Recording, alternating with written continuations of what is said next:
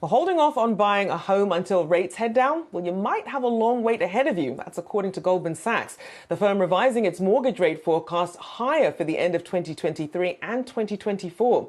With more, here's Yahoo Finance's Danny Romero. Danny, we're hoping for some good news here, and we don't seem to be getting it.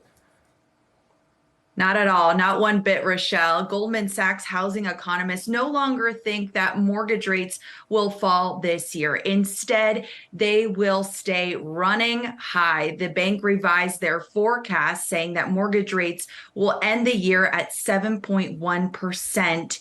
And next year, mortgage rates are forecasted to end at 6.8%. And this comes as the average 30-year fixed mortgage rate has hovered over 7% right now. And fixed rates also are tied to the 10-year Treasury yield, and which today has swung to the highest level since 2007. The sell-off in bonds really got fresh momentum today as investors digested an unexpected rise in job openings in August. And so the recent momentums in the bond market has caused Wall Street strategists to revise their forecasts for this year and next year, which raises the risks for mortgage rates overall.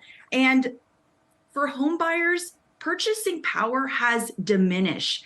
It has fallen through the cracks as higher rates, high home prices, low inventory has squeezed affordability for these home buyers, and lending activity has also fallen. Goldman Sachs expects this trend to continue throughout the end of the year and next year.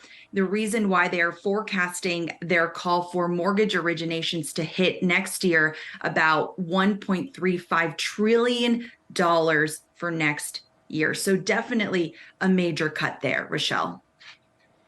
Indeed. And of course, Danny, with house prices soaring, then how are smaller, less expensive homes faring?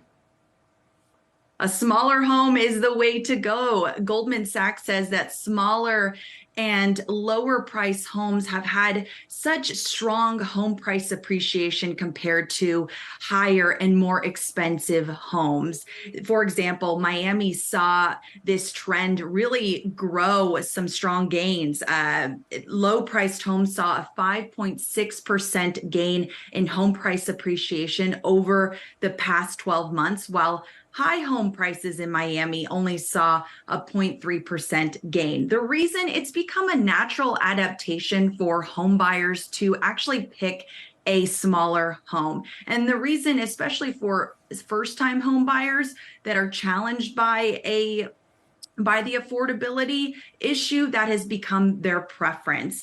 But Rochelle, this is a trend that is going to stay strong. We're not saying sayonara to smaller homes. Data from the Census Bureau shows that the average square footage of a new home stood at 2,415 square feet in the second quarter of this year. That is only 49 square feet lower than the previous quarter. So this is something we're going to see a long trend about. Indeed, perhaps a way for people to get their foot in the door, as it were, with the housing market, at least until things pick up and affordability gets a little bit better. Appreciate that update. Our very own Danny Romero.